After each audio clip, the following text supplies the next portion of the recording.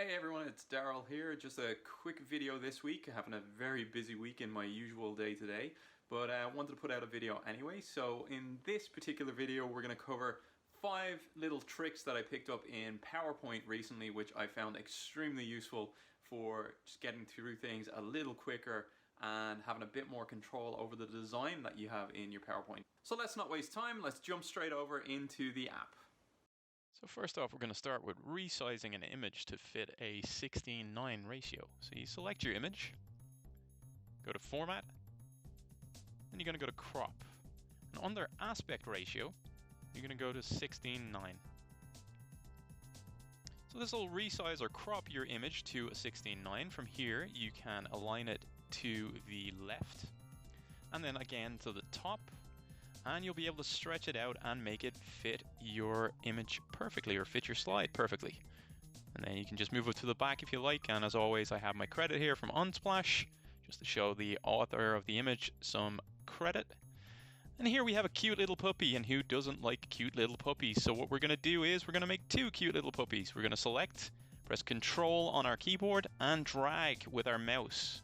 And then we have our 2 cute little puppies on screen. So this gives you the same image twice, a duplication, just by pressing Control and dragging. Next step from here then is we have a smart art graphic which I've added in. And as you can see, I can move the images around within the confines of the smart art, but we have an issue if I want to break this down into further detail. So what we can do is we can select our smart art, and we will press Control, Shift, and G. And this is to ungroup the smart art in this case. And as you can now see, I can drag the arrow down, I can take the image, and I can move it well outside the confines of the smart art.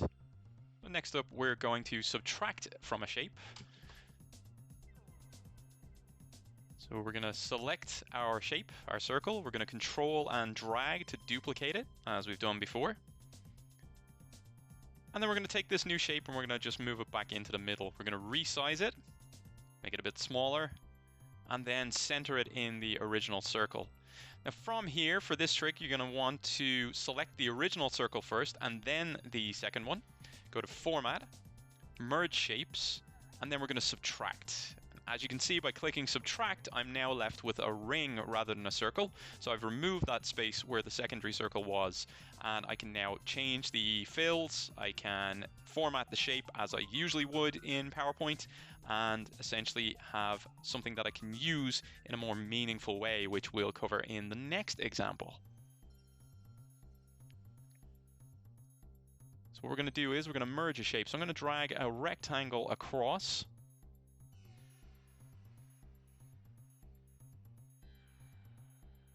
We're going to play with this a little bit, so we're going to just tilt it, rotate slightly, make it a bit smaller, move it up, position it where we want it to be. Now we're going to select the back image first, so the original ring we had. We're going to select the second one, and we're going to click Union from here under the Merge Shapes option. And once we do that, we have a wonderful no symbol here. And we can change the color, and as you can see, the color will flow between the two. So they're no longer 2 separate shapes. They are now a union of shapes, making our no symbol. So there you have it, 5 little tips that will help you with your PowerPoint going forward. If you enjoyed this format of video, please let me know in the comments below. I'd be happy to do more if you want to give me some suggestions. And also you can view the content over here, or any additional content we have over here. And you can also subscribe to the channel, which would really help us out a lot. So we'll catch you in the next video, everybody. Thanks very much.